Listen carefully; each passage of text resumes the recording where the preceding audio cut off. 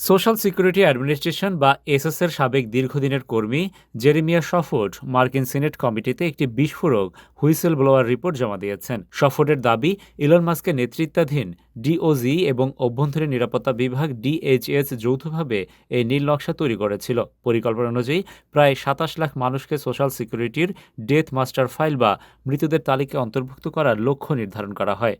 এর মূল উদ্দেশ্য ছিল অভিবাসীদের জীবনকে চরম দুর্বিষহ করে তোলা, যাতে তারা বাধ্য হয়ে দেশ ছাড়ে অথবা সরকারি দপ্তরে যোগাযোগ করতে এলে তাদের আটক করে ডিপোর্ট বা বহিষ্কার করা যায়।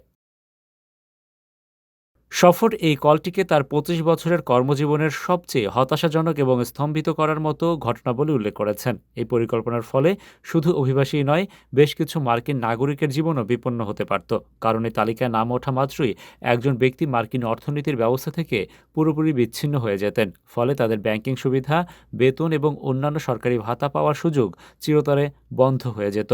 তবে পরিকল্পনাটি শেষ পর্যন্ত পুরোপুরি বাস্তবায়ন হয়নি, যদিও গত বছর প্রায় ৬,১০০ জন অভিবাসীকে পরীক্ষামূলকভাবে এই মৃতদের তালিকায় অন্তর্ভুক্ত করা হয়েছিল বলে রিপোর্টে জানা গেছে।